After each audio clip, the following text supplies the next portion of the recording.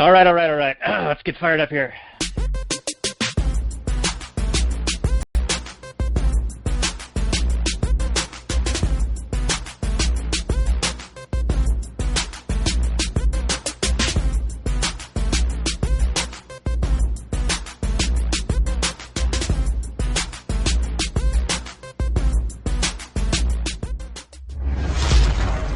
Maximum freedom.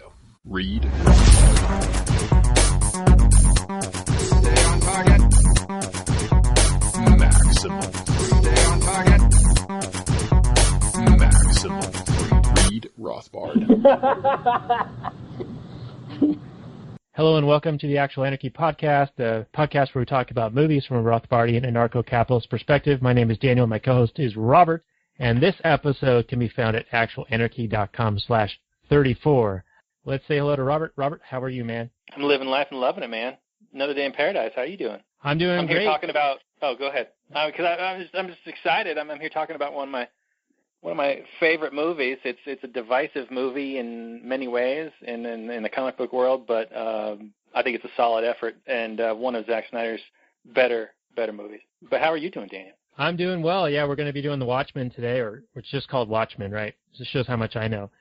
And we were going to record this last night, but our guest had something from work come up. So I used the time wisely and built a couple of pages for our website. One is a kind of an overview of the show for incoming guests to get familiar with the program and how we connect and all that stuff.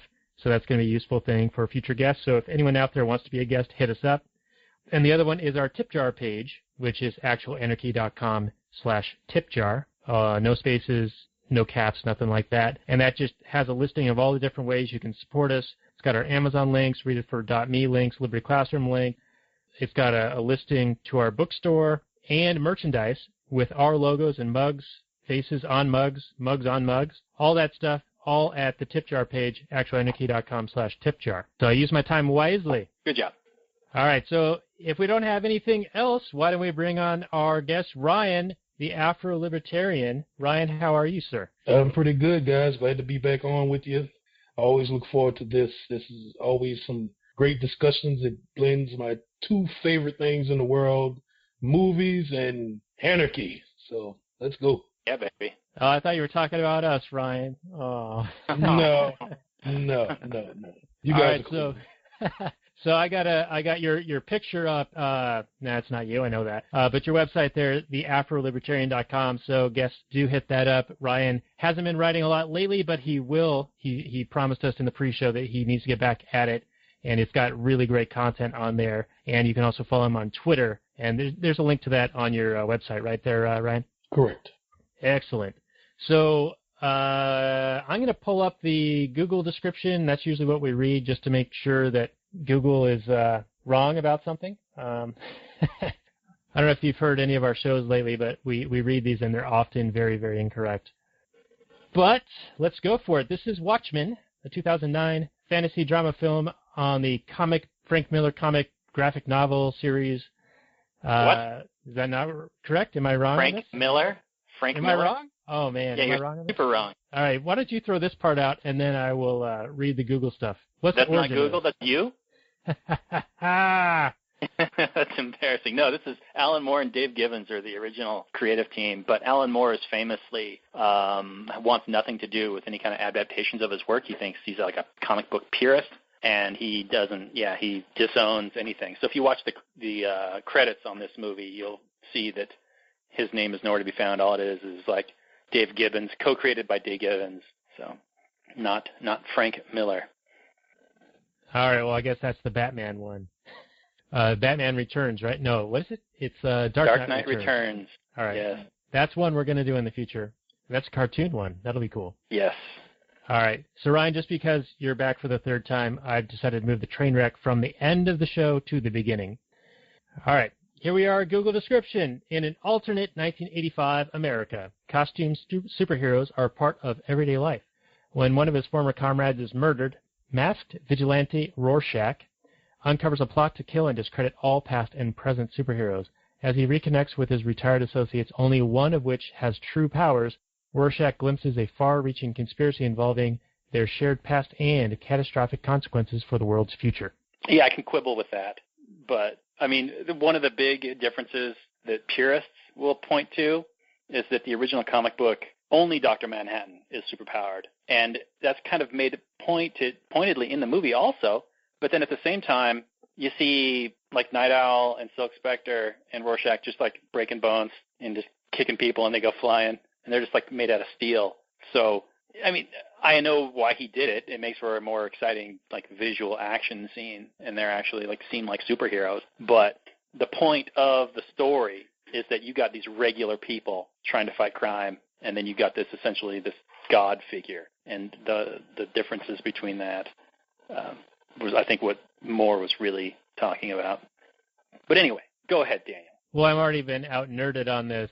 I did notice that even the older guys, when they were getting beat up, they could take a lot of punishment. And they were still super strong. But the Ozymandias guy was even stronger and faster than the other Watchmen, the comedian, yeah. Yeah, the opening fight is between the 67-year-old comedian and Ozymandias in his prime, essentially. And it looks like two superpowered people duking it out because comedian gets his head put through like plate glass and other pieces of furniture and still gets up and continues to fight. So yeah, they're not just normal people. Yeah. So Ryan, you want to get in on the nerdery? You got any special tidbits of Comic-Con info from the beginning? Yeah, I mean it should be noted that this is an adaptation of I don't know how many part series, but it was a couple of comic books, but it's mostly known as a graphic novel now. That's how most people read it instead of, one comic book at a time. So and if you ever read the graphic novel, it is very in-depth. It's very detailed. The writing is fantastic. There are little, what do you call them, Easter eggs inside of each chapter where there are newspaper clippings and old files recovered from the government, and you get to read through them, and it just adds little nuances to the story and background.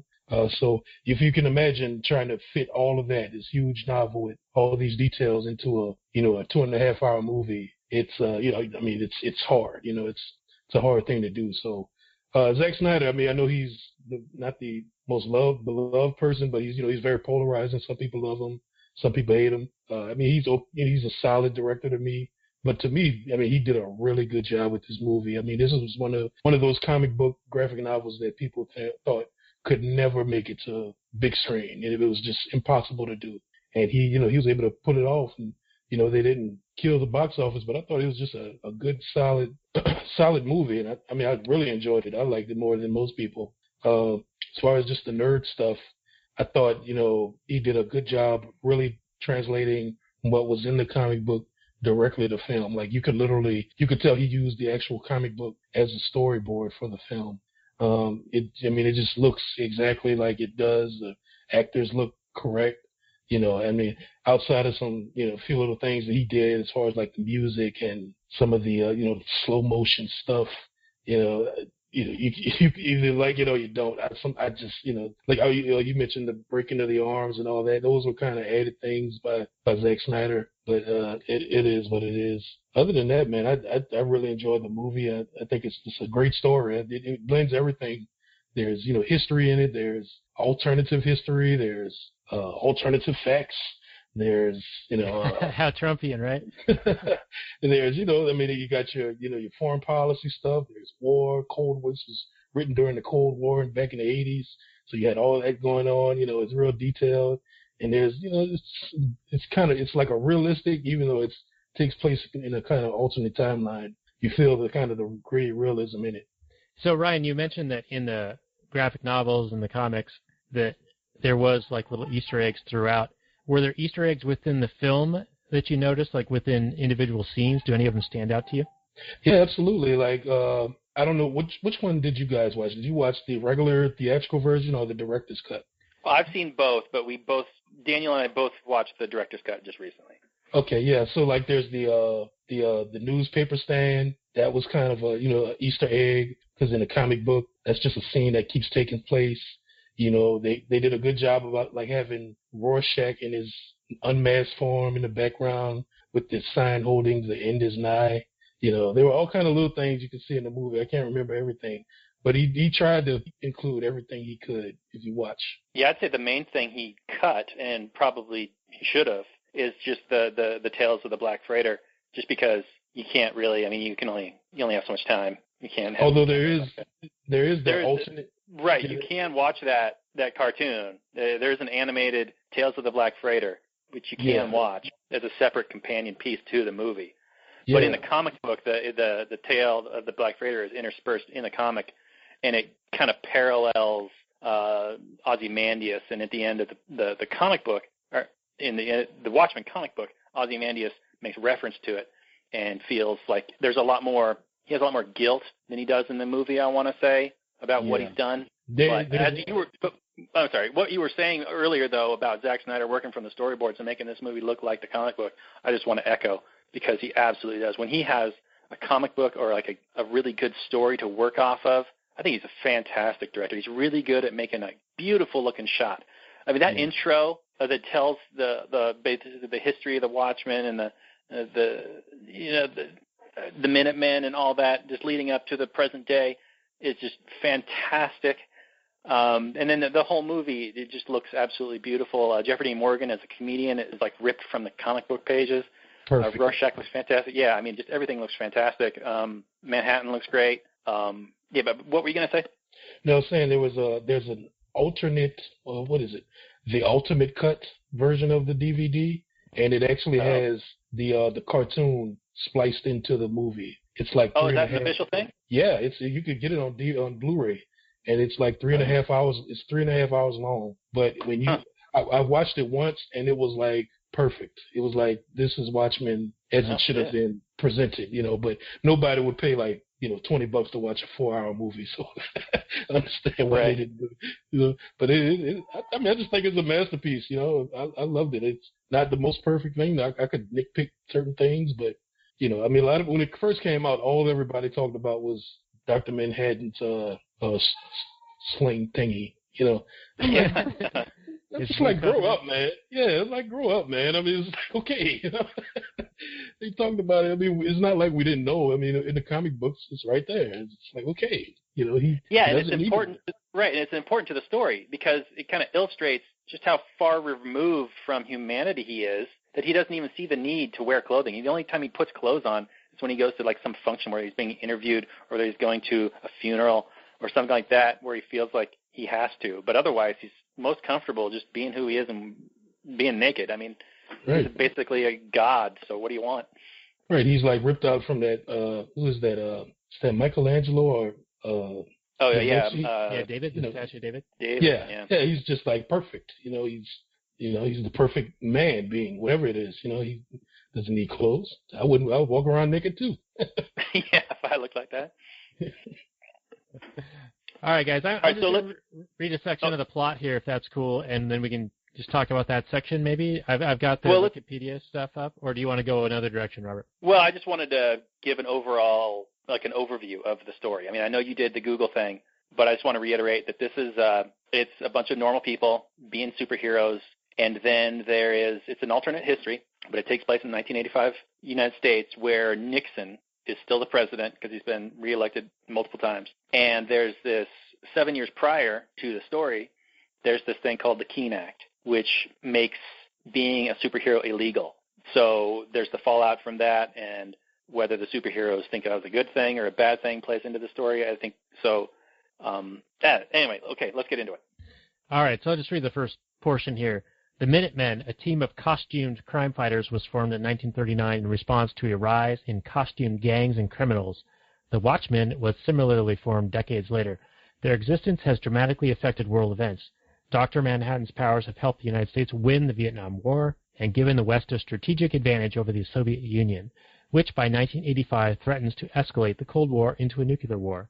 Additionally, the comedian has suppressed evidence of the Watergate scandal, allowing Richard Nixon to repeal the 22nd Amendment and be elected for multiple terms. Growing anti-vigilante sentiment leads to masked crime fighters being outlawed. While many of the heroes retire, Dr. Manhattan and the comedian operate as government-sanctioned agents, and Rorschach continues to operate outside the law.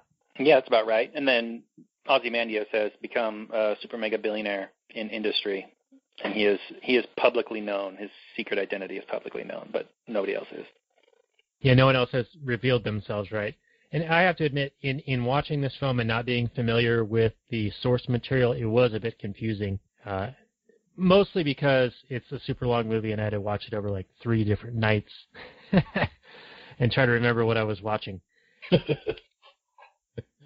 Well, maybe we could talk about that. I mean, was there anything in particular that you found confusing, or just the depth and the breadth and the length of it? Well, there was a lot going on for sure, and it kept shifting back and forth in time, it felt like, because early in the film, the comedian dies in a fight, and you don't know who the assailant is. We've already said who it is. But then it goes back to instances where the comedian, his name's Blake? Edward Blake? Yes. Yep. Where he's like a total dick in constant, in various situations. Like he nearly rapes this one woman who's part of the Minutemen. When he's in Vietnam, he knocks up some woman, and she confronts him, and he like shoots her. Like they keep shooting going back and forth, I guess, recalling him like at his funeral. And it was like, okay, when is this, and who is he, and who is this person? It took a while to figure that out. And I noticed the guy holding the sign, "The end is nigh," and I thought that was supposed to be the guy who might have been doing the murder or hunting the people, but it turns out it's the Rorschach guy. Okay. So, I guess I've seen the movie so many times that I think that the storytelling is really solid. Ryan, you've probably seen the movie too many times to be able to comment on this, but what do you think of the plotting and the narrative and the pacing and stuff? Yeah, I mean, I could understand, because for me, I had already read the graphic novel like literally right before I saw the movie, so everything was fresh. But if having not read it, I can't imagine watching it and like, well, what's going on here? And especially the theatrical version, which was really kind of condensed down. But I can understand that, because you're like, okay, what's going on? Why are we supposed to feel sorry for this asshole, the comedian? But kind of the whole point of that was first of all, his name is the comedian. He makes a joke of everything. He just thinks life in general is a joke. The human's existence is a joke. He just says, oh, it's a joke. It's all a joke. He doesn't feel anything for killing a pregnant woman or killing anybody. He just doesn't care. Everything's a joke to him. But I think Dean Morgan, the direction they took in the movie, you were able to feel something when he was sitting in the apartment, sitting on a bed crying. You're like, why is this guy crying? What is he crying about? And you were able to feel something like this guy is finally confused. Like he's finally hit that point where he actually feels something. The comedian of all people, the guy who fears nothing, that doesn't care, but overall, the whole plot, I mean, it's a lot to fit in a movie. But I think if you watch it like one more time, just knowing what happened, it'll feel better. It's one of those movies that you could actually watch 2 or 3 times and you actually hear things clearer like the second and third time. Yeah, now that I kind of have the lay of the land, I think it'll make a lot more sense, because I was confused at like why Silk Spectre starts crying because she discovers who her dad is. Like, why is that a big deal? I mean, on an individual level, I guess, yeah, that's a big deal, but like, why would you cry about it? Well, I know you had questions about the ending, if you want to talk about that at this point. Well, we're not anywhere near the ending, but well, on what you mentioned about Silk Spectre, when she cried when she found out the comedian was actually her father. And I mean, the reason she cried is because she's hated him her whole life. Because the first Night Owl, the old guy, he had wrote a book, detailing the old Minutemen and all that stuff. And he talked about how Edward Blake raped the original Silk Spectre, back in the day, and she hated him for that. Once she read about him raping her mother, she hated him for that. And come to find out, that's her mother, that's her father, and she spent all this time thinking the other guy's her father, but really it was the guy she spent all this time virtually hating, So that was why she cried. Well, I'm a little confused there, because like at that meeting, she's like interested in the comedian, and then Silk Spectre 1 like comes and pulls them apart and is like, no, don't talk to him.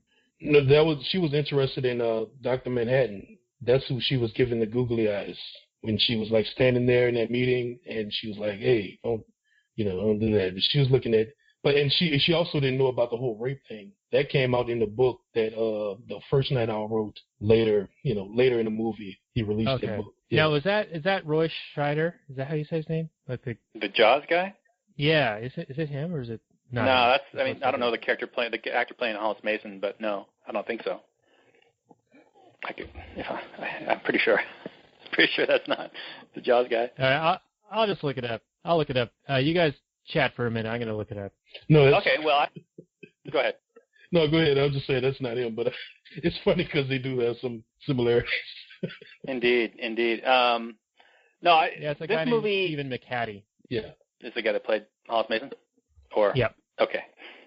Good. Glad we got that figured out. He played him. All right. Hey, you people are learning so much about this movie from us. I feel totally out of my element here, but I got two guys backing me up here. Phrasing. All right. So Ryan, I mean, Daniel and I talked a little bit beforehand, and every time I've watched this movie, I always identify with Rorschach. Even though he is like a sociopath and he will kill people, but only according to his kind of code. He's very much a method guy. He doesn't really care too much about the outcome. He's very much a no compromise. I will just act according to my principles, and then damn what happens. I don't care if it brings about Armageddon. I'm going to stick to my principles. Where we have Ozymandias being the ultimate utilitarian, where he will, and we're just going to use spoilers, it doesn't matter, he'll sacrifice millions to, quote, save billions. And that falls apart for me for many reasons, first of which being, well, you did it once. And in the book, Manhattan makes the point, and not so much in the ment, that yes, you may have saved humanity right now, but how long will it be before it's going to happen again? I mean, they both believe, both Ozymandias and Rorschach both believe that mankind is inherently savage and will destroy itself when given the chance, having the nuclear weapons. And Ozymandias believes that only the threat of God, basically Dr. Manhattan, can keep people in line, whereas Rorschach believes that no, mankind has to keep itself in line. Yeah, for me, it's always Rorschach, man. I mean, he's like the hero of the story for far as I'm concerned. I mean, I'd like to get your take on it, of whether anybody can like rationalize Ozymandias at all. I mean, he says he's the smartest man in the world, but yet I find all kinds of flaws with his solution to this issue. Yeah, I mean, Rorschach is he's the most popular of this story, which is funny because he's a right winger. He's like a right wing guy. Not in the sense of, ultra conservative, wearing a suit, no, but he's right wing in the sense, he hates the crime and the prostitution and he's just one of those, he hates, the inner city and he's disgusted by it. Like he feels it all in his bones and his body.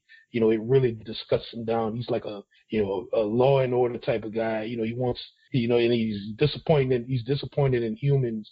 Thinks we're all savage, that we need to figure out a way to become like better people. But he's come to the conclusion that it'll never happen. We saw his history in the movie, how he grew up or whatever. So he's a very dark individual, and very not optimistic at all about the human existence, But he's just here to fight crime and kind of correct the rights where he sees wrongs. And sometimes it's not clear, but he sees black and white. There's no gray for him. Literally. Yeah, like that's the whole point of his mask. It's black and white, the whole Rorschach thing with it moving around. There's no gray. And I mean, but he's awesome. Everybody loves him. He was my favorite. Like when I read the book, I was just like, oh, this guy is just awesome. And then you find out he's just this guy walking around with the end of his eye sign. He's like, he probably, if he existed today, he'd be listening to Alex Jones. Turn to the frog gay. Right, he'd be one of those guys, so he's very likable. But Ozymandias, he's your typical, left liberal billionaire who thinks they figured it all out. Figured out the smug liberal, like know-it-all. Right, I figured it out. I know what's wrong with the human existence, and all I need to do is this, and this, and I'll fix it. It's that he's that guy. And he's labeled the smartest guy in the world. I don't know if he calls himself that or people deemed him that, but it wouldn't be surprising if people deemed him that because he's been able to make money, and he is very intelligent, but I mean, it's his plan, his ultimate plan was, I mean, it's obviously flawed, I mean, he killed scores of people, with his plan. Yeah, millions, thinking it's okay if we save this many people, it's okay to kill this many people. Well, where does that stop? If we kill 1 billion people to save 1 billion and one person, is that okay? Yeah. Like, where does this stop? I mean, there's a screwy kind of moral code there. Right, and suppose you're one of the first billion, right? Right. I mean, what makes them less valuable, Yeah, that's exactly the point. Like, under pure utilitarianism, where the ends justify the means, as long as you deem that the end benefit is a net positive, but calculating net benefits is impossible because you can't calculate subjective value. Value scales are ordinal. They're not absolute. Everyone's idea of what the greater good is going to be different.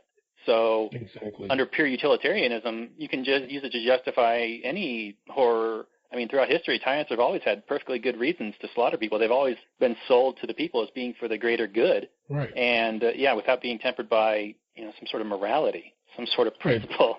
I mean, look at I was talking to someone, I was, going back and forth with somebody recently about the nuclear bombing of, Hiroshima and Nagasaki, because I had mentioned that we were the only ones that ever dropped the atomic bombs on everybody, but yet we choose to, I mean, we're constantly badgering everybody else who tries to come up with some stinking weak nuclear bomb. They were like, oh, we had to drop the bombs because a ground troop invasion would have been more deadly. We would have lost thousands and thousands of troops and blah, blah, blah. I mean, that's all besides the point. I mean, we co-sign on, not we, but they co-sign on literally deleting, hundreds of thousands of people at once, for the greater good, Yeah, Control-Alt-Delete, empty your trash. Yeah, like select all, delete permanently delete. Yeah. Blue screen of death. Or white Think flash about that. And not to mention the people that, survived for the year or two afterwards, who had to go through all that torture of, radiation poisoning and deformations. That's sick, I mean, but, we've conditioned ourselves to think, hey, it's what we had to do. It was the best option available, it was the utilitarian approach. And, life is a little more complicated than that. So do you guys both see, like, the two poles where Rorschach and Ozymandias, like, utilitarianism versus principle? Because I kind of see that developing, and I think if I were to watch the film again, I would be more keen to take interest in that. Because there was a moment where Rorschach he broke. There was the straw that broke the camel's back, and that was when he discovered the 6-year-old girl who had been abducted and what had happened to her. And he made a point to, like, tell himself that the guy who did it was no longer a man. He was a dog, and you put a dog down. So he dehumanized the individual to sort of justify to himself to be able to take that guy's life, whereas Ozymandias is just playing with numbers. It's almost the Stalin thing, like one death is a tragedy, 1 million or 1 billion is a statistic. Yeah, that's interesting. One thing about the movie, and I definitely want to focus on the movie, but the difference in the comic book between that particular scene, is Rorschach actually just handcuffs the guy and gives him a handsaw, like a hacksaw, and then I believe he set the room on fire. So he basically gives the guy a choice. You cut your hand off and you can live. Maybe that's where the whole Saw franchise came about, because of that one part. Probably. Of the comic, right? Right there. That's Probably. Yeah.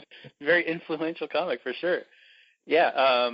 But that is interesting what you say about dehumanizing people. So then it allows him to put them down, like you say.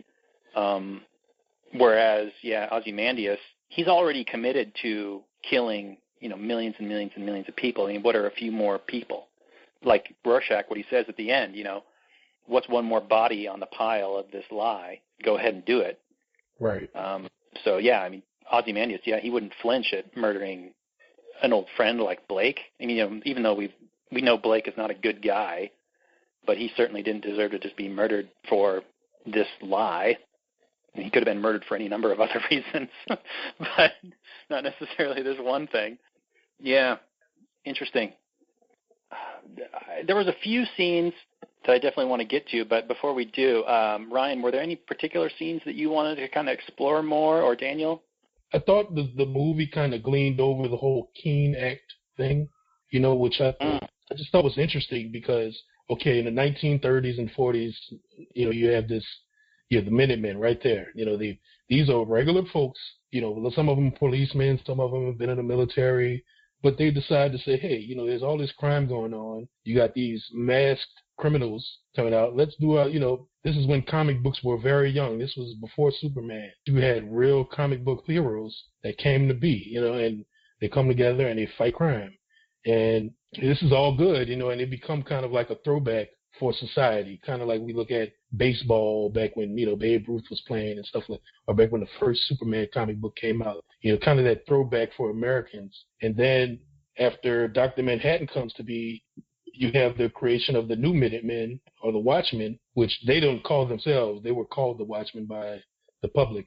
And they come together and they're like, hey, let's get back together and fight crime. We got the original comedian here. He was with the Minutemen, and they were going to fight crime because of the whole, craziness going on during the 68, the 68 days with all the, all the riots and everything going on with Martin Luther King and JFK. It was just crazy times during those times. So they came out to kind of be the enforcers, and then this was around the time when I first kind of started becoming, flirting with libertarianism. And there's a quote in the Watchmen comic book, "Who watches the Watchmen?" And I just always loved that quote because, the Watchman, the guy at night, the security guard or whoever, who watches him? He's the one that enforces the law. He's the one who decides what's right or wrong. Who watches him? That was constantly brought up with them. Who watches the superheroes? Who watches the masked guys? Who's making sure to make sure they are doing the right thing? And that was the big question. And then, of course, the government comes and passes the Keene Act, which bans mass vigilantes. So they all had to come out and reveal who they were, which basically destroys mass vigilantes. You can't be a mass vigilante if everyone knows who you are, where you live, your social security number, and so on. So, except for Rorschach, who said, "Hey, I'm going to do my own thing, buddies. I'll be a fugitive." He just stuck with his principles and said, "Hey, I'm being a mass vigilante. That's what I signed up for." So I just thought that could have been fleshed out a little more in the movie. It was just kind of, fast forwarded through within like 20 or 30 minutes. Yeah, these are really complex characters, and I credit to Alan Moore for really writing them really fleshed out. For me, the mass vigilante, especially in this movie, for some reason, really strikes me more as entrepreneurs trying to fill a gap in the market of justice and going out and laying their lives on the line and not necessarily getting paid, but getting paid in satisfaction and payment in their own risk of their bodies. And also their sanity. I mean, when the Keene Act comes along, and both Hollis Mason and the first Night Owl and the second Night Owl and Silk Spectre, they all basically say, yeah, the Keene Act was a good thing. Silk Spectre specifically says it's the best thing that ever happened to us. And both Hollis Mason and Night Owl say, yeah, I don't miss it at all. Basically implying that it takes kind of a crazy person to dress up in whatever and go out and fight crime like this. Right. And that you had to have the violent force of authority of government to come crashing down and make it all illegal to finally make you quit and go back and live a quote-unquote normal life. It really kind of speaks to the psychology of these characters and saying that, yeah, if you're going to do this, you're kind of crazy and you need some sort of authority over you. Do you think that was like a coping mechanism, like a cognitive dissonance thing where they had to accept the dictates of the government and sort of justify them? And come to terms with them, so they had to put it in nicer terms and say, well, it was actually a good thing that they forced us at gunpoint to no longer do this. Yeah, I think there's a warring. That's the two forces at play in that. It's on the one hand, I'm sure they resent it because, hey, this is the thing that they were voluntarily doing, and they obviously enjoyed it. And, it's got its ups and its downs, of course. You're going to have good days, you're going to have bad days, you're going to have wins and losses. But at the end of the day, they kept suiting up for some reason because they saw value in it. And then, there's a gun comes along and says, no, you can't do this anymore. And, I think you're going to kind of get a little Stockholm syndrome and kind of say, yeah, I guess I needed that. I'm happier now for some reason, even though clearly that's not the case. I don't think anybody in this movie really strikes you as like a happy ex-crime fighter. The only one that's kind of like okay with himself is probably Manhattan, maybe a little bit, and then definitely Rorschach. But everybody else seems a little bit down Well, Rorschach never gave it up. Manhattan was detaching from humanity, so I don't think he was happy. The original Silk Spectre, she was just drinking herself to be happy about it, I think. Right. And you also got to understand when Dr. Manhattan came on the scene, that affected everyone. So it's like, why am I out here risking my life for fighting crime? And this guy he literally won the Vietnam War by himself. He just walked in, he's like 500 feet tall and yeah, Godzilla style. Yeah, he's just blowing people up and they kneel to him. Like, why would I risk my life fighting crime when this thing exists? I mean, he made everyone feel smaller, just by existing. He suffered for that, I think, personally, because he wasn't human anymore. He was a human guy once, but he tried to hold on to it. But as time went on, he just became less and less human. You saw that with his relationship. You saw that in the flashbacks with his previous wife or girlfriend. He just couldn't connect with regular emotions anymore. The things we care about, he didn't care about. He sees time. He doesn't see time in a linear form like we do. He sees everything at once. I mean, I can't even comprehend that with my mind. So imagine being him. Right. Yeah. He gets to be so unconcerned with the human race at the end that he's like, I'm not even concerned. Life is super cool. Important. Because he probably already sees when humans no longer exist. So it's like, okay, you're not even here right now. I'm talking to you, but in 500,000 years you won't exist or whenever. Yeah, and like the humans can squabble and fight and live and die, and the universe doesn't give a shit at all. So right. What does it even matter if I go and save you from nuclear war or not? It might as well be an anthill, right? Like we walk by an anthill, we're just like, whatever, it's there. Even less. Yeah, pretty much. At least ants bite. At least ants bite. He doesn't get hurt. Yeah. Yeah. So hey, while we're on the subject of Manhattan, when he goes to Mars and he builds this like 3-dimensional clockwork spaceship thing, what's that all about? Do you guys know what that is? What is it? Explain that to me. Well, so his father was a watchmaker, and there's a scene in the movie where he's a young kid and his father is teaching him how to put a watch together. I love that. And then the reason he went back into the experiment was to get the watch that either his father gave him or he had made with his father's assistance and whatnot. And so, yeah, I took the creation on Mars as being like this clockwork creation. Not necessarily that it told time or whatever, but yeah, that's repeated throughout the movie. Not only with Manhattan, but then also the 5 minutes to midnight, the doomsday clock constantly be showing up. So do you think it was like almost a echo of a connection to his humanity? Like he built this thing because his father, and it was meaningful, but he didn't really have a connection any longer. It was just kind of there. He was going through the motions. Yeah. I mean, maybe. If you look at the scene when he walks into the, I forgot what that machine was called, but where his molecules and atoms were pulled apart, right before it clicks on, he keeps having these flashbacks to his father teaching him, the details of putting the watch together, how each piece has to go on top of each other. It has to be synchronized perfectly. And he's doing that in his mind, showing him how to put himself back together once he's taken apart. So obviously that has like a major, a way of how his brain works, how he thinks. It's a big influence on him. So that's why that whole tower thing is kind of shaped like a watch, the inner workings of a watch anyway. And it just, visually is just pretty cool. Yeah, definitely.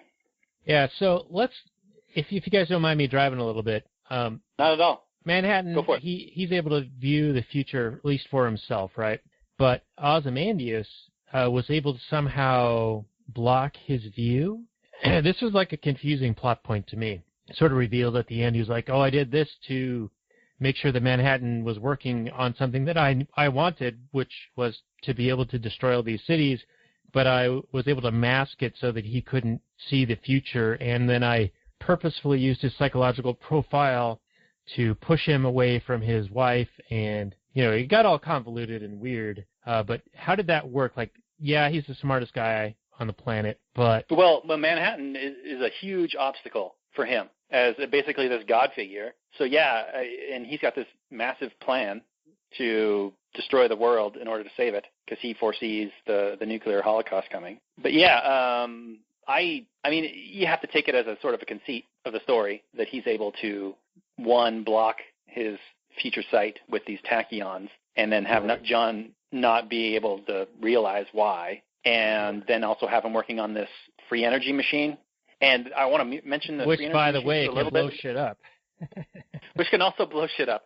But one of the key things in this movie, and there's even a scene with Veidt talking to some industrialists, where Veidt's making this free energy machine, and one's like, "What do you mean socialist stuff?"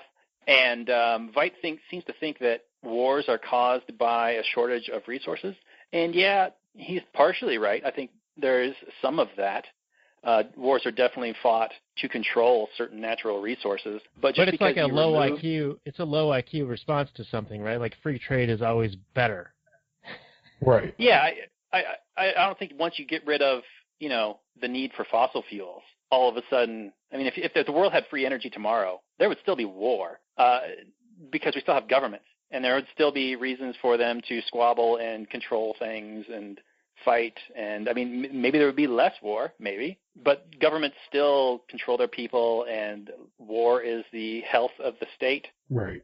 So, and I don't think Veidt realizes that. I don't think Moore realizes that. But so for me, that rationale or that character trait of his, thinking that he was going to solve all the world's problems, like Ryan said, the fatal conceit of the elite educated liberal guy thinking he's can just with his massive intelligence to solve all the world's problems. He's clearly wrong. He's clearly wrong. He's clearly wrong for many reasons. He's the Paul Krugman, the Joe Stiglitz, the Robert Reich of the movie. Bill Gates, everything, And, like you spoke about how he fooled Manhattan. It's mentioned like in the first Manhattan scene, Dr. Manhattan says, for some reason, I'm not able to see the future like I normally can. It's cloudy, and that's a hint to the tachyons.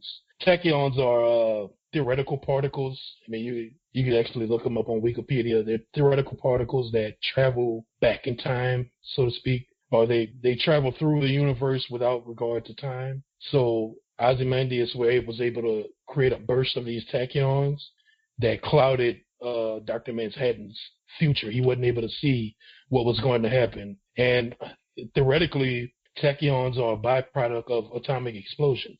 So when he said my future is cloudy and it could be because of tachyons, the assumption was it's because of nuclear war, which is the thing hanging over the entire movie. The Soviet Union and the United States are going to break out a nuclear war, and so a nuclear war would cause these bursts of tachyons throughout the field of the Earth. So it was assumed that that's why Dr. Manhattan couldn't see the future. That's why most of the movie is spent thinking somebody is trying to kick off World War III between the U.S. and the Soviet Union, which is complete opposite. Ozymandias is trying to make peace between the U.S. and the USSR. Which sounds like a good thing, but it harkens back. Nuclear weapons. Right, exactly. He uses these weird tachyon weapons. I mean, these weird energy weapons. But the thing about these weapons is Dr. Manhattan helped build them, and they use this Dr. Manhattan energy signature, which don't make me explain that. But that's why he's blamed in the end for doing this. He's ran off the set of that TV show when he says no, and he just makes everybody reappear outside, and he leaves the Earth to go to Mars. So they think this is his revenge. He's blowing up, killing all these people. So now the USSR and the US has to unite because of this alien force. All right. So was that like concocted by Ozymandias to have that be a live television event that would drive him crazy? Like, yes. Okay. Yeah. Okay. Because he was saying that you've given this person cancer, that other person cancer, and this person cancer, and then they walk in his previous wife, girlfriend, whatever. Right. And she's got her hair falling out. So Ozymandias manipulated him to have that outburst and have it be live television. Like, and he also gave those people cancer. Yeah, he is that evil motherfucker, that Ozymandias. Yeah. Look at him. Jeez. But guys, let me pose a question to you guys. In the context of the movie, in the story, Nixon is sitting there with Kissinger at their war council, and he's talking about DEFCON whatevers, and they're talking about the acceptable losses if they launch a preemptive attack, just launching all their nukes and just obliterating Russia before Russia can respond. And what would they lose? Well, Russia would be able to get, X number of nukes off, and they would blow up the eastern seaboard. And they're like, well, that's all right. It's not a big deal. It's fine. We can live with those losses. So they don't give a shit about, people.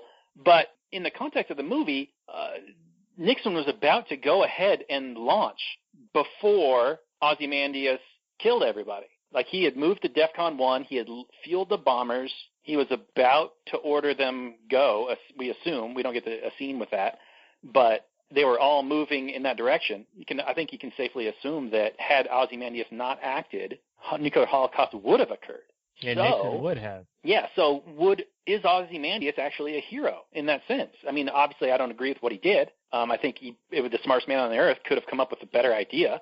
But did he save the world? Well, didn't he push the whole narrative, though? I mean, why did Nixon think that they were on the brink of this thing? Why was DEFCON going from 2 to 1? Wasn't that Ozymandias' doing?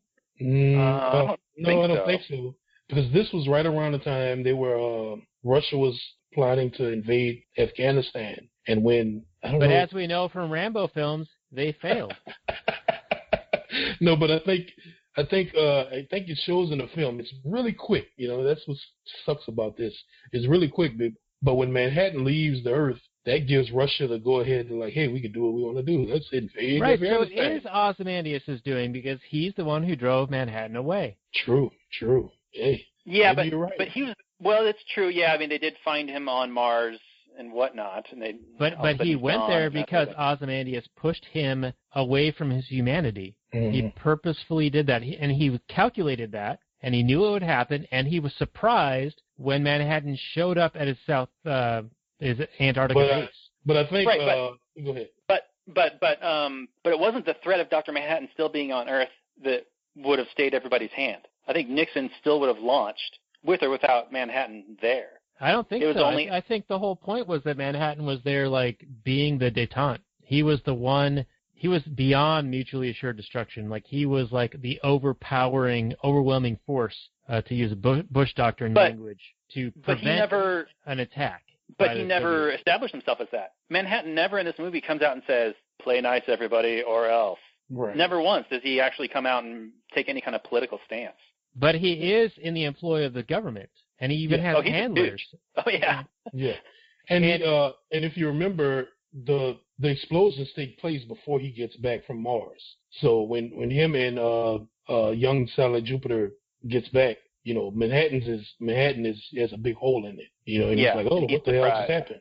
Right. So he didn't even get a chance to say, hey, I'm back, guys. It's already, the damage is done. So after that, that's when he goes to fight Ozymandias. And you also have to consider, while he was keeping everything calm, there's that whole thing hovering over the world that the USSR and the United States are on the brink of, nuclear holocaust. So it was bound to happen in the movie, and that's how Ozymandias saw it. He's like, oh, it's bound to happen anyway. Let me push it to get it done. That way we can hurry up and have peace. Now, but a false piece. A false piece. The piece is a lie. And then when Rorschach's journal gets published, we're led to believe that it's all going to break down, right? Who knows? It could be considered Alex Jones fake news. Who's this? You recovered some blog. You recovered some stuff written on a piece of paper and it's supposed to be ActualAnarchy.com. Yeah. But you could definitely see. I could definitely picture the media we don't even know if that's the real Rorschach that wrote that. It's all BS, and it'll just end up being some kind of conspiracy theory that libertarians talk about 30 years later. Right, because plus there's a history of Rorschach having mental illness, so pretty much anything he writes would get called into question. Exactly. Yeah, even though his psychiatrist is dead. He was nuked in New York City, but.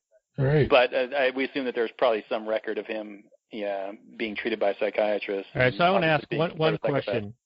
So after this nuclear event in a dozen cities or whatever it is, how come Silk Spectre 1 and 2, mommy and daughter, get together and they're just having coffee or having drinks, and the nerd boy Night Owl is there, and it's just no big deal. But tens of millions of people just got incinerated, and yet they're having this cutesy pinch your butt little fest, and it just seemed really bizarre to me that everyone would be over an event like that so quickly. I mean, yeah, it's a movie, but, weird. Well, there's also it just happened, right? They're hanging out in Antarctica, and Veidt's big move is to turn on the TV with his remote control in like 15 minutes. Yeah. 15 minutes after everybody's dead, like 100 million people die, and all of a sudden Nixon and everybody's buddy, and it's kumbaya all around the world. It's absolutely condensed for movie's sake and whatnot. So yeah. Right. And I mean, I don't know. It's kind of American. Well, not American, but maybe human. I mean, we kind of get over things, like not get over, but we kind of tuck it deep down. After a disaster, we try to do things that seem normal to us, and we try to do it and try to act like everything's okay. So I could see it being something like that. I don't know if you guys wanted to point out the difference. Obviously, the ending, the way the ending transpired in the movie and the comics are completely different. Let's talk about that.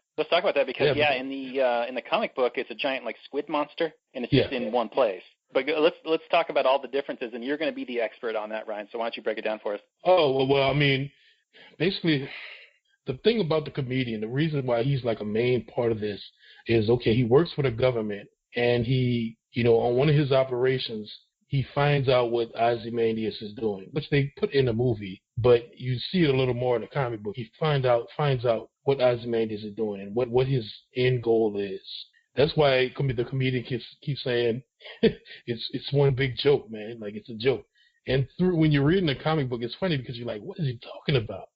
And in the end, Ozymandias drops this huge, I mean, it's like the size of a town. He's able to transport it and drop it on the city of Manhattan. And it's like a alien squid thing he was able to create, genetically. It's not real, but it's, it has flesh and all that stuff.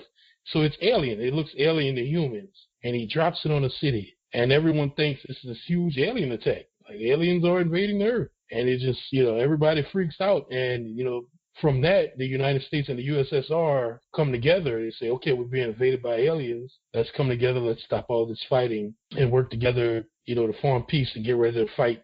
All right, hold up. You're telling me that Krugman reads this stuff, right? Because he said that the way for economic recovery was to imagine we're preparing for an alien invasion? Yes. Yes. I mean, Ronald Reagan said this in the UN. Some of the inspiration came from this.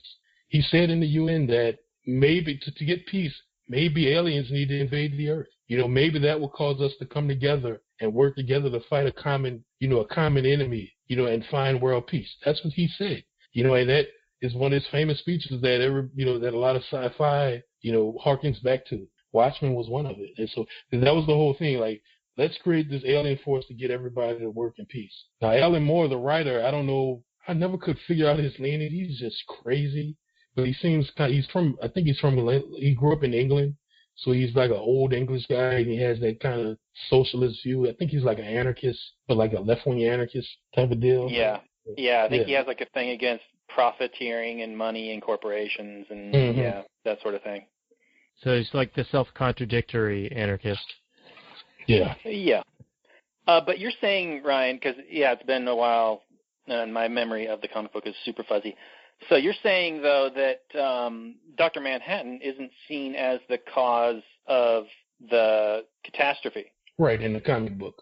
It's interesting because in the movie, Daniel kind of pointed out that, what's the point of Manhattan being the villain? Because regardless of whether or not it's true that Manhattan is the villain, the technology to nuke everything is still there. But my point was that, well, Manhattan's a god, and you can't really kill him, you can't stop him, so he's going to be an omnipresent threat. And it's kind of a comment on mankind needing the threat of punishment from God in order to act well. Yeah. Which is problematic for me for many reasons. It seems to be if you lose out on virtue if you're only being good because of the threat of punishment. And if there wasn't the threat of punishment, you'd just be out raping and killing and murdering, and you're just like a terrible person. There's a great quote from Penn Jillette about it. But you're saying that there's this alien attack. Now, is there a threat of a future alien attack? Because the omnipresent threat of Manhattan is what kind of keeps everybody in line for the foreseeable future until everybody realizes that Manhattan's gone or whatever, he doesn't really exist or who knows what. But if there's just this one-time alien invasion thing, then as soon as that's kind of solved, then you'd think that mankind's free to be back at each other's throats. Yeah, but they never explained that. That was the first thing that I thought was, okay, this was a one-time shot. You're not going to get this again. And so, Ozymandias, how does he win from this? At the end of the day, people are going to forget about the alien that landed on Manhattan. They're going to be like, oh, that was 30 years ago. Who cares? They're not coming. So that's how it's going to end. And it's kind of the same thing with Manhattan in the movie with Dr. Manhattan, because he says, hey, I'm going to hang out on another galaxy and walk across the sun, whatever, walk across the stars. So he's not coming back. So, basically Ozymandias has bought humanity like 30 years because they'll be right back. Yeah, and with this giant squid thing, it's almost like a freak accident. Is it explained that this is like a malicious attack? Or is it like, well, that's weird. All of a sudden some giant squid like teleported in, and I'm sure it probably wasn't happy to be there and it didn't want to be there, but it's there and whatever. It didn't quite clash, but it wasn't like I am here in order to, like, this is a future threat that you need to worry about. You know what I mean? Like, this is a one-time, like, thing. When 9/11 happened, like, we knew, or everybody said that there was these terrorists over in this place, and now we got an enemy. But if just some planes had happened to crash into a building without a mastermind behind it, you're just like, well, how can you prevent, there's nothing to fight there. That was just an accident, right? So it could have been just an accident where some squid fell down from the sky and whatever. It seems like it's an attack, but then like you said, like, once you get over that, you're like, oh, well, what's there to prepare for? Who knows? It seemed like a freak random thing. So who cares? Let's just go about our business. Yeah. Yeah, I don't know. That's just the reality of it. And I think, just the verification that there is other life forms. Alan Moore meant it to shake the world, to kind of shake the world, which I kind of wonder about it today. Like, I don't know, our society today, it just is not surprised by anything. I think if it happened today, people are like, oh, they're aliens. Oh, okay. Yeah, there's, I've heard that multiple times throughout my life, just from random places, saying that we would all collectively lose our shit if all of a sudden we found out aliens were here and whatnot, and there's a conspiracy about, the government knows there's aliens here and they're just hiding from us to protect us and that sort of thing. And, like, everything would collapse and we would just go crazy if we found out aliens. And I think we live in a super jaded world where we'd be like, oh, yeah, okay, we got aliens now, whatever. Where's my coffee? Yeah. Damn it? Keep on and carry on. Mm-hmm. So, yeah, I don't know. It just speaks to where he was, where the writer was writing from at that time, Alan Moore. That was where his head was at. So I don't know. What do you think? It's all mid-'80s, right? So this is mid-'80s. So, what do you think? Do you think there was this big fight when the movie came out among, purists and, people who had never seen the movie? Like, should he have kept the alien squid in and did that, or was he right to go a different route and have Dr. Manhattan be the scapegoat in? What do you think? Yeah, I think it's a better change. I honestly do. I think the idea that, although it wasn't sold, I think if he had been able to sell it like this is God's punishment, because he says that line in the movie, this is God's punishment for flirting with World War III. So I'm punishing savage mankind, and only under threat of punishment from God can people get along and behave and whatnot. So I think you need to not just have one big giant event. If you're really going to either sell Manhattan as this God, as a vengeful God, you can have one big event, I suppose, but then also keep the threat going. That, here he is, there he is, bring him out, wave him around a little bit every once in a while, maybe blow up a building every now and then or something like that. You have to maintain the lie and really have that villain. Like, the war on terror doesn't work unless there's terrorism, right? Right. That's a good one. Because you have these weird, the FBI does these things where they'll find some, crazy person, 17-year-old Muslim kid, and he's talking to somebody on the internet about jihad or whatever, and then they'll arrest him and say, hey, then they'll first they'll talk to some 17-year-old, and then they'll get him talking to jihad on Facebook or whatever, and then they'll get one of their CIs to say, hey, I got some bombs I can sell you. I got some explosives. I could teach you how to make explosives. And the 17-year-old is like, yeah, show me. And then they arrest them, and they're like, hey, we caught a terrorist. Yep. Hey, we got this mastermind. We got this great terrorist mastermind. If we weren't here, you'd all be blown to hell. And yeah. So aren't they always like kind of retarded? Wasn't that the Hitler tactic with the Reichstag fire? Wasn't the guy who was pinned for that like this?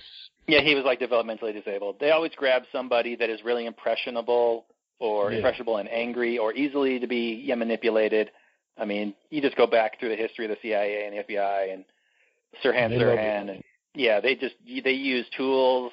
They use people. I mean, what do they care? They're already super immoral, and they will use people as they're Ozymandian. Absolutely, yeah. They're absolutely, and justify the means. They are Machiavellian, no doubt. But what do you think, Daniel? Do you think? I mean, from what we've described, do you think that the movie is a change for the better? Well, I think if you introduce a giant weird squid at this point in this movie, it gets like way out there. Ozymandias did have those genetically created cat things. Yeah, the Sphinx things, because he was all about pyramids and whatnot. Yeah. Yeah, and I thought that was weird. That brings up a point. Yeah, that brings up a point. What didn't you like about the movie? I thought, obviously, I'm going to compare it to the comic book, but just in general, some things I thought they missed, like why does he call himself Ozymandias? Because in the comic book, there was a big section where he roamed the earth for like years trying to discover greatness, trying to become a better human. And he discovered as Alexander the Great, he discovered Ozymandias and all this stuff. And, he really put that into his whole psyche. And it just kind of glossed over that. So he goes from just a guy in a suit to wearing like a plastic suit with nipples in the movie. Yeah. So I thought he was a real weak villain. A weak villain in the movie. Did George? Yeah, he didn't get a lot of. I'm sorry, Daniel, but he didn't get a lot of screen time for me. As a guy that believes like the hero is only as strong as the villain. I think you really got to have the villain really. I mean, of course, it's also a mystery as to who the villain really is. So you can't show him too much being like all mustache twirling and whatnot. But yeah, I think if you're right, exactly what you just said. If you got more of his backstory as to why he's called Ozymandias, why he believes what he believes, and if you got a little bit more of that, I think it would have worked a little bit more for me. But Daniel, what were you going to say? Oh, I forget at this point, but George Clooney nipples. The Batman with the nipples. I had heard the term Ozymandias before, that word before, and I want to say it's from like a band, like an album maybe, and that's in the movie it's a Percy Shelley poem, the Ozymandias, look on my works, ye mighty in despair, when Alexander got to the ends of the earth and he lamented that there was no more territory to conquer, right? Okay. So if that's this character's name throughout the entire comic series, graphic novel series, then that's sort of a giveaway to his entire personality and what he's attempting to do, right? I mean, doesn't that like spoil the whole series? No, because he doesn't call himself that. He had like multiple names. I can't remember.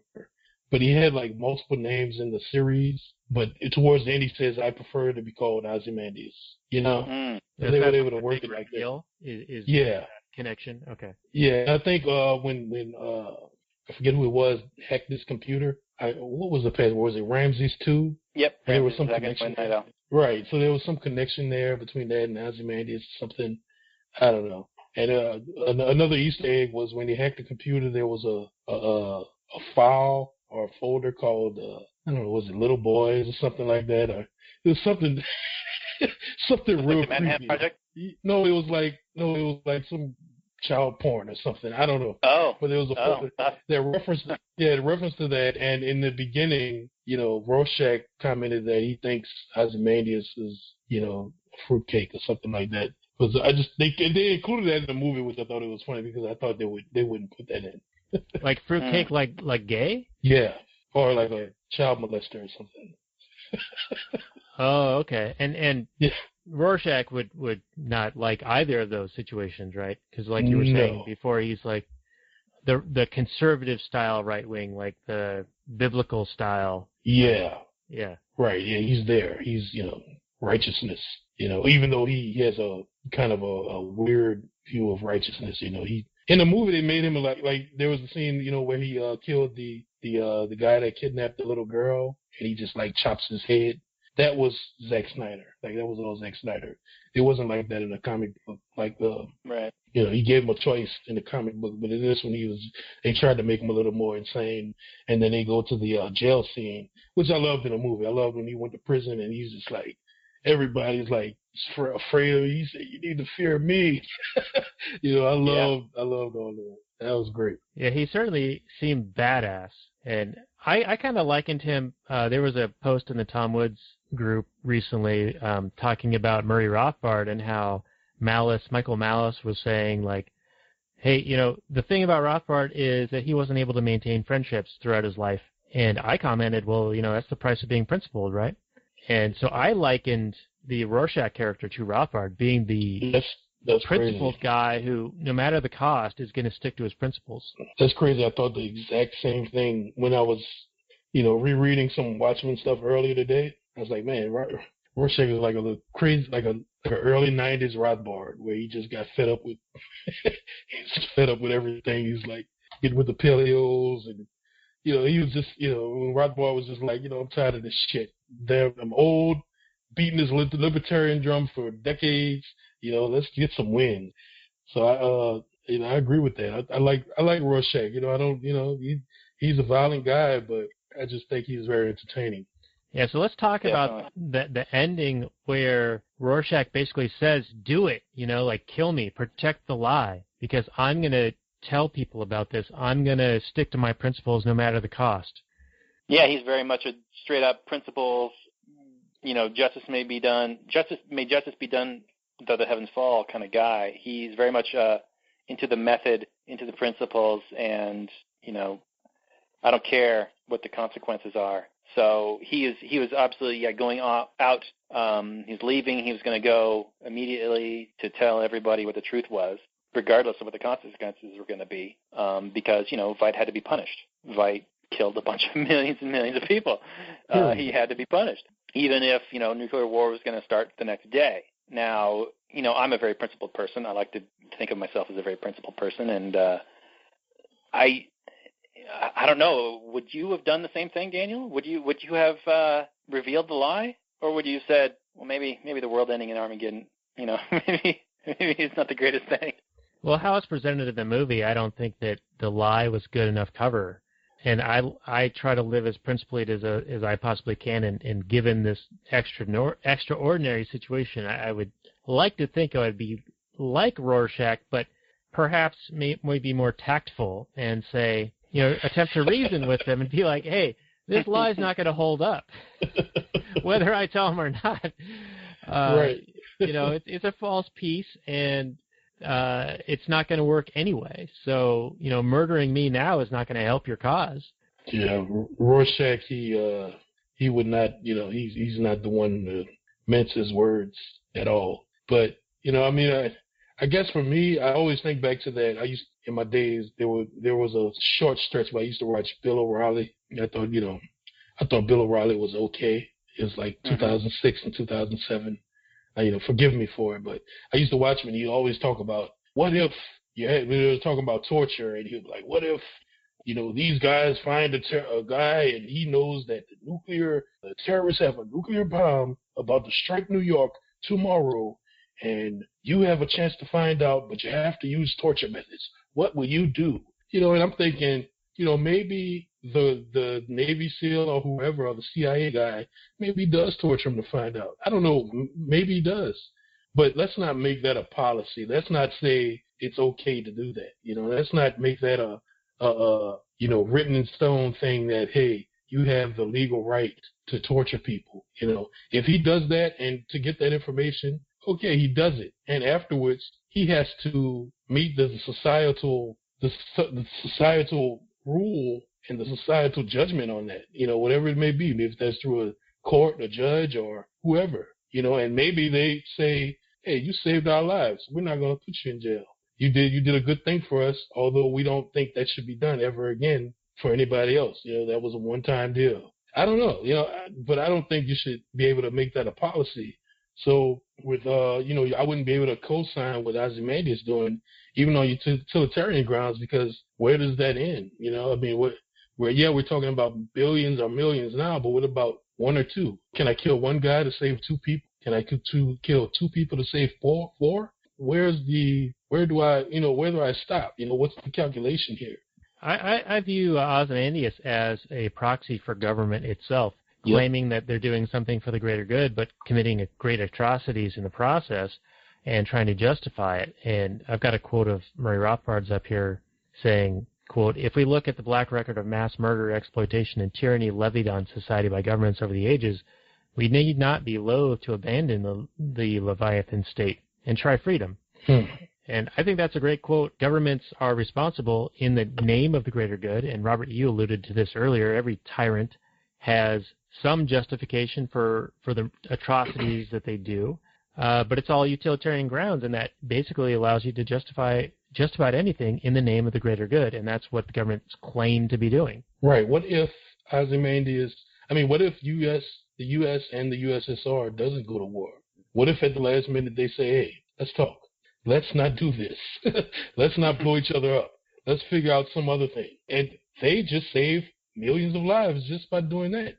But he decides before that he knows what's going to happen, that he knows the future. So he makes a calculated decision that these millions of people aren't worth it. They have less value, so they could be deleted because I know, I know enough. I'm the smartest man in the world. I know that this war is coming. And, obviously you get influenced by the media. Just like today, I saw that Iran shot a satellite up in the space or whatever. And everybody was like, oh, my God, Iran has a satellite, so they have ICBMs.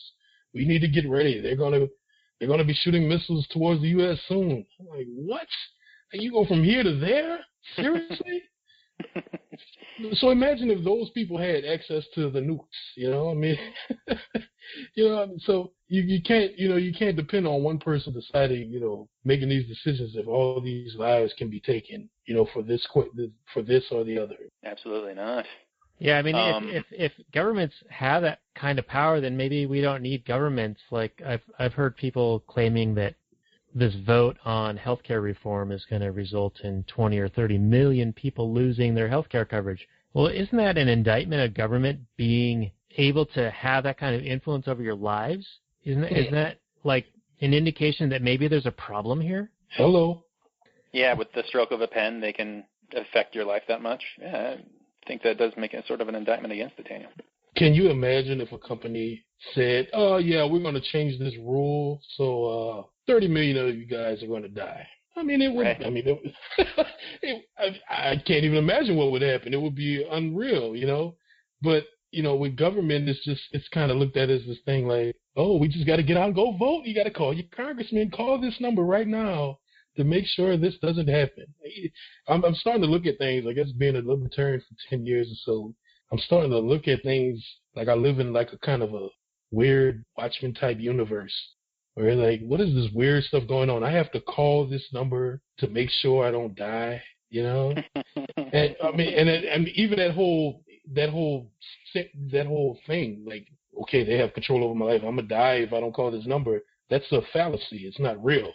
But when it's beat into your head over and over and over all day on CNN and everything else, you start to believe it. And these people really believe it. Like, oh my God, if these people pass this vote, I'm gonna die tomorrow. I mean.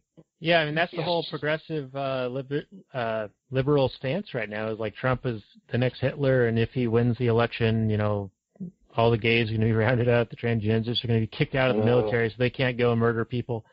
Please ban me from the military. Yeah, don't stop a trans.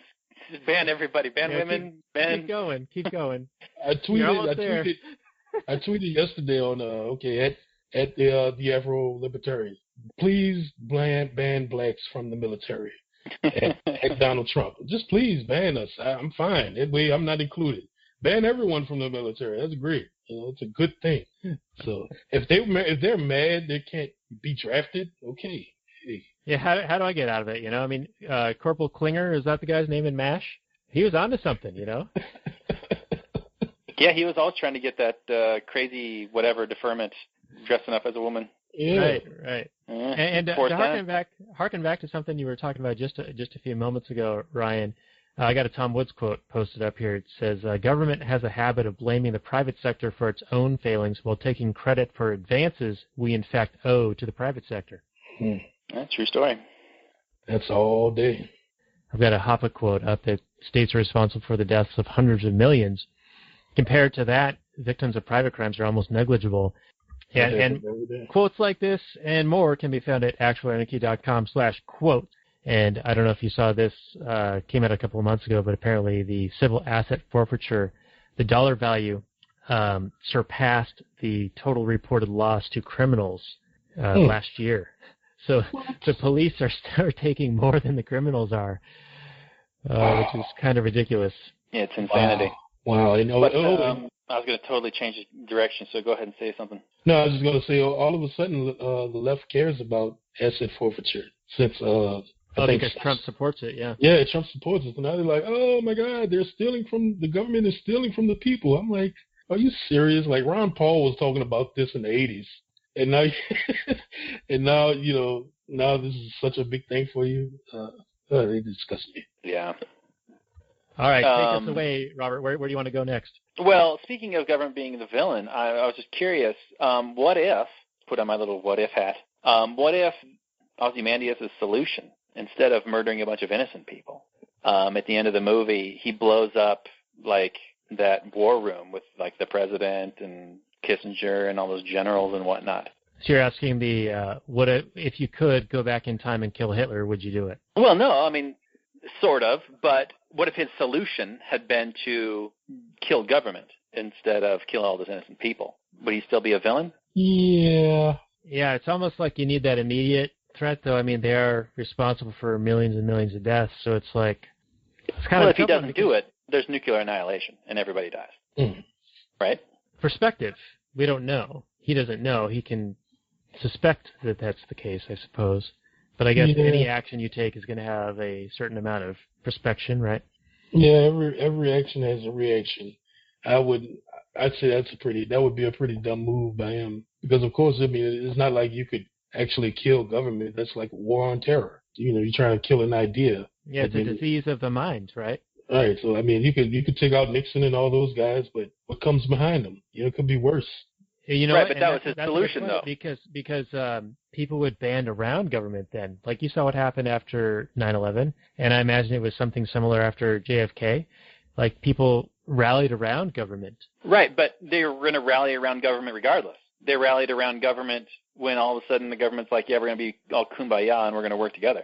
Everybody's like cheering that in the end of the movie. But so the action is the same, except you'd be punishing more of the guilty people that are threatening the planet. You know what I'm saying? Yeah, that's almost the Rorschach response, is like punish the guilty, and Ozymandias was like, well, just make an example of anyone, right? Or a big enough group that it's noticeable.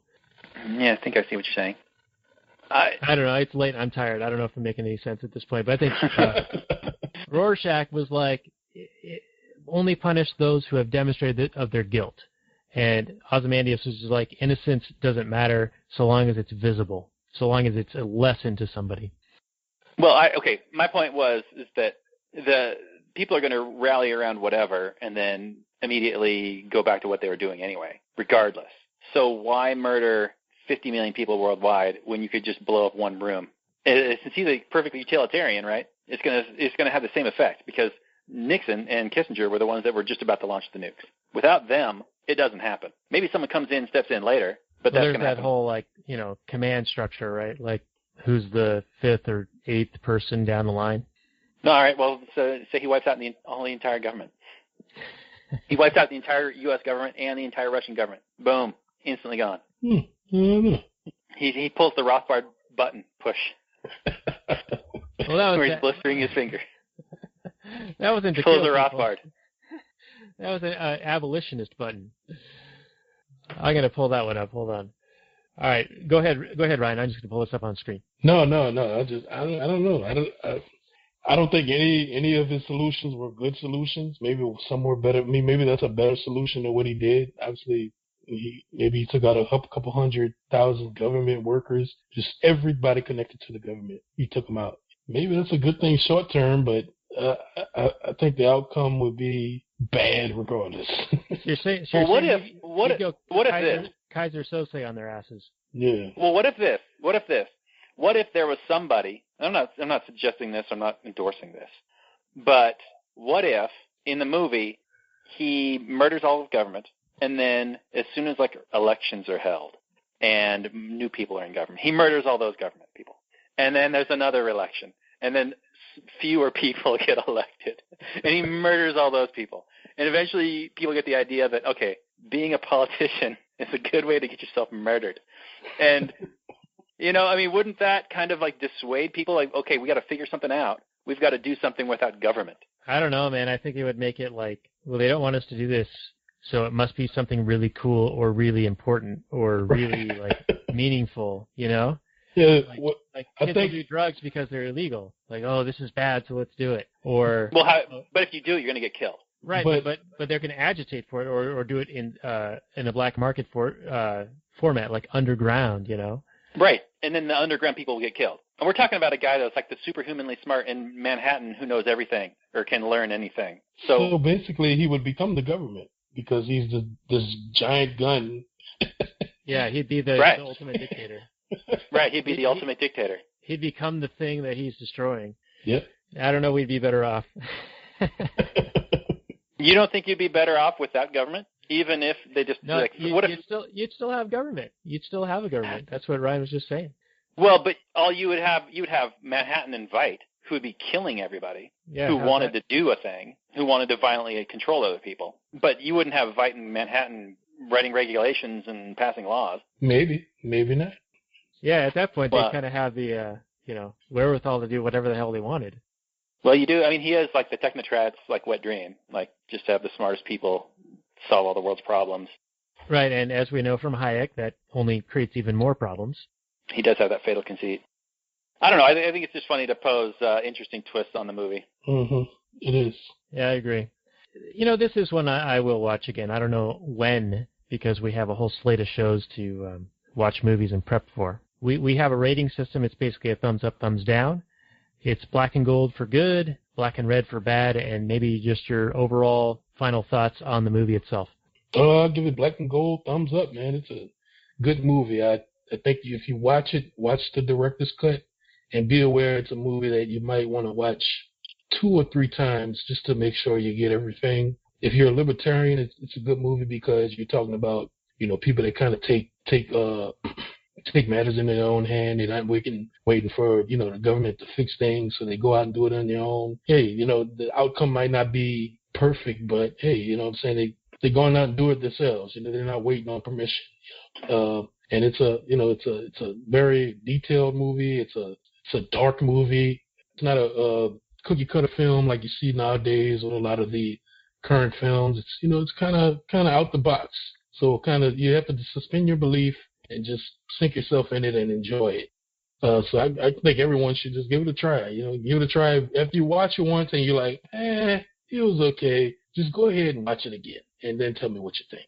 Yeah. Where can they tell you that, Ryan? AfroLibertarian.com or at your Twitter handle? Do you want to shout at you? On Twitter at Afro Libertarian. All right, everyone. Everyone who has an opinion on this movie, hit him up on Twitter. Hit me up. All right, Robert, what's your rating on this one? It's definitely black and gold for the reasons we talked about, as far as the acting and the directing and just the overall tone and the feel and the look of the movie. I thought that was all top-notch. I think it's interesting that I just kind of had this thought, so bear with me as I flesh this out maybe, that government, even though Veidt is like technically the villain in the movie, government is the ultimate villain. They are the motivator. They're the ones with essentially the Armageddon nuke gun to everybody's head. So I'm not even convinced that Veidt is essentially a moral actor in this movie, or anybody really is. I mean, what they do, what they choose to react to, even if it does kill millions and millions of people, he's only doing it in response to this threat of nuclear annihilation. So it's kind of like when you got a gun to your head, you're not necessarily the moral actor anymore. I still think Veidt's a bad guy. I still think he should have come up with a better idea. but it didn't involve the murder of all those people, of course. But I think there's an argument to be made that Veidt wasn't the moral actor and therefore not necessarily the villain, and the government, shocker, shocking off, an anarchist talking about the government being the villain, is the ultimate villain here. And, of course, it's the belief in authority that creates the government in the first place. So that's my take on that. Good movie. Watch it. It's unconventional.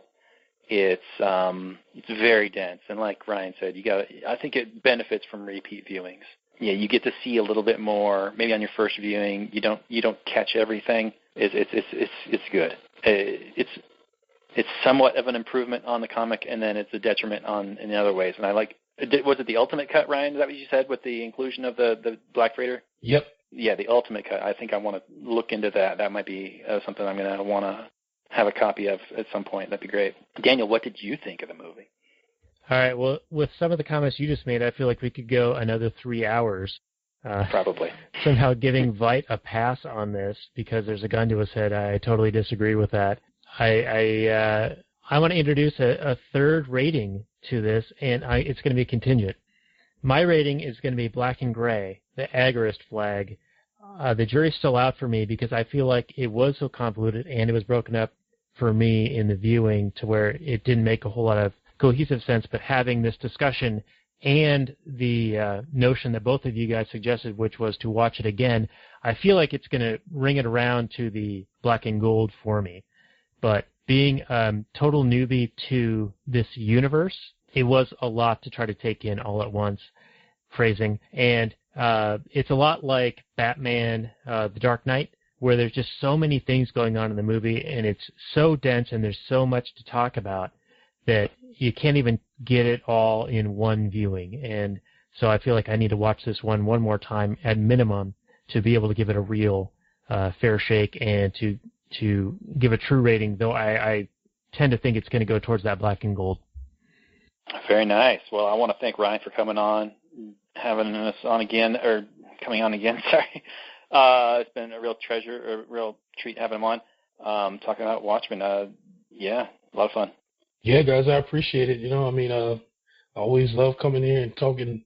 Like I said, two of my favorite things, movies and, anarchy and libertarianism and just life in general. I always enjoy this. As far as Watchmen goes, hey, just give it a shot and open your mind up and go to your Barnes & Noble or Books A Million. Does that still exist? I don't know. Or Amazon.com from the ActualAnarchy.com link. Yeah, click on the link. Go to ActualAnarchy.com and click on the Amazon link and buy the graphic novel and just take your time. I read it at work. I don't know, it was years ago at my job. This is when you're working for the state, right? Working for the state, had nothing to do, so I wasted taxpayer money. You didn't waste it. You used it for something productive. Right, I was productive with it, and I read the whole graphic novel in that whole day, and I was just like, that was great. I knew nothing about it. So, obviously, if you listen to this, you know something about it, but you'll still get great enjoyment from it. So, hey, if you want to hit me up, I have my blog, theafrolibertarian.com. There's about 6 or 7 posts there, or you can read it on actualanarchy.com. Just search Afro Libertarian. Or, you can hit me up at Afro Libertarian on Twitter. I'm always out there, and I'll answer any of your questions or just chat with you or just give me a follow. I can always use those. So. All right. Well, thanks again, Ryan. And we might kick it into a little bit of overdrive after this, but we're going to wind the show down here. So, audience, thank you for joining us for actualanarchy.com/34, the episode about Watchmen. Go to that website for our show notes page. You'll find links to Ryan's work and also trailer and some other information about this show and some of the other things that we've talked about. If you want to support our show, we've just introduced the new tip jar page, which has links to all sorts of ways that you can support us through Amazon, libertyclassroom.com, readitfor.me, Tuttle Twins. There's a merchandise that we have that's on Gear Bubble. So there's Actual Anarchy stuff, there's Read Rothbard stuff, there's Maximum Freedom stuff, all sorts of stuff you can do to support what we are doing here. And lest I forget the Patreon page, which has a whole another bevy of goodies. So click on over to patreon.com/readrothbard and you'll find out all the different goodies available at all the different levels. So I just want to say thank you guys very much for joining us. We do appreciate you being a listener, and do give us a like, comment, share, subscribe, whatever you got to let us know that you like what we're doing. Spread the word. Our goal is to educate and emancipate, but through entertainment. And so that's why we talk about movies. We try to sneak in the libertarian and the Austrian economics into something that you guys might already be familiar with, and it makes it somewhat shareable out to the rest of the world. So thank you guys very much. We believe we're building a really great community, and we look forward to continuing to do that with you. And with that, I say good night. And you guys want to say good night to the folks, and then we can move into overdrive if you guys are good for it. Good night to the folks. Thanks for listening, everybody. Have a good one.